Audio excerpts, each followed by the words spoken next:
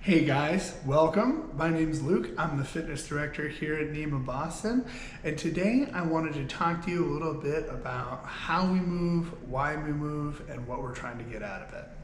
Of course, right now is a very interesting time and there's a lot going on in the world, and it can cause a lot of stress, it can cause anxiety, and it can really hinder our ability to focus and get into the right mindset when we want to work out. That being said, it's okay just to move. Find what helps you get through your day and get to tomorrow.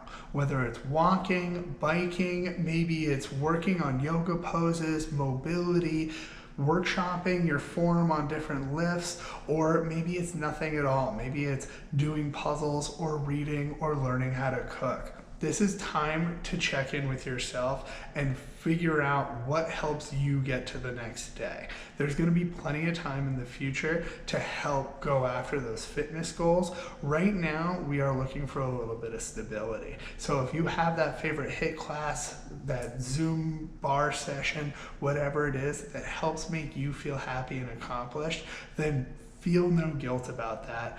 Do it as much as you can and just stay active. Just a little bit of movement is going to help you feel better and be more stable day to day. It does not have to be the most regimented or designed thing in the world. That being said, there is no excuse for not going after those things if that is what you want.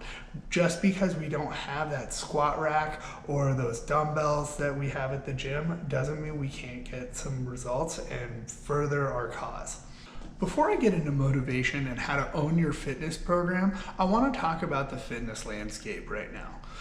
As it currently stands, there are more options online than you can shake a stick at. That doesn't make it easy to choose which is right for you and which is going to fit in with your goals. A lot of this comes down to you and how you own your own workout. And I'm going to talk more about approach, tempo, and control in just a moment. But as we go through those programs, we can start finding a little bit of design and working towards our own goals. There's nothing that's impossible at home. It just might be a little bit more difficult without specialized tools and the resources that we find at the gym. But people have been lifting and working out for hundreds of years before Planet Fitness was ever around. So there are options and we can help you get there. It just might take a little extra time on Google and YouTube to find the right results. All right, let's debunk some fitness myths.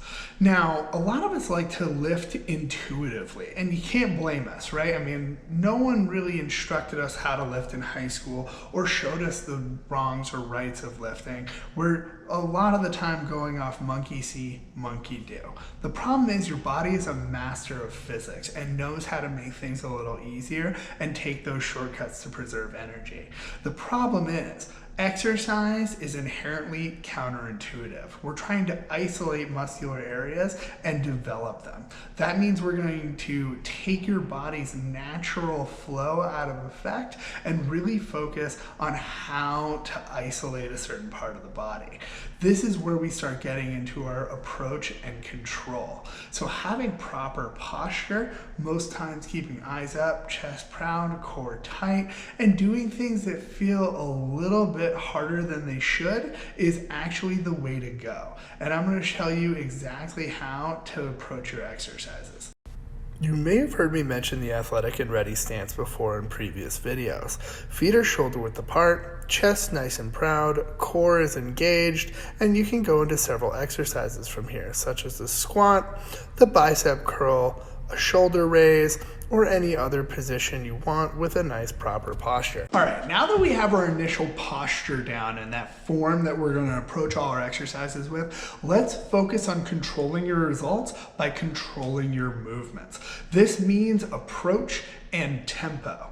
Now, before I was talking about isolating body parts, that means we want to really focus when we're doing a bicep curl, we're working the bicep. We shouldn't feel much else going on. And similar for all of our movements, we don't want that body taking control and spreading out that force. We want to isolate it to where we're trying to work it. And especially when we don't have all the resources at the gym, we don't have any room for mistakes. So we really want to make sure we're isolating here. How we do this is tempo. Now, if we're doing a squat, for example, we're coming into that squat, we don't need to do 1,000,000 reps in 10 seconds. Let's focus on doing 1 or 2 reps in 10 seconds, maybe 1 rep for 10 seconds. By creating tension and keeping that tension for prolonged periods of time, we're gonna engage more of the muscle, the movement's gonna feel more difficult, and we're gonna get more development out of it. Just like before where I was saying that more reps and more weight doesn't necessarily mean more work, we have an opportunity here to really sweat the small stuff.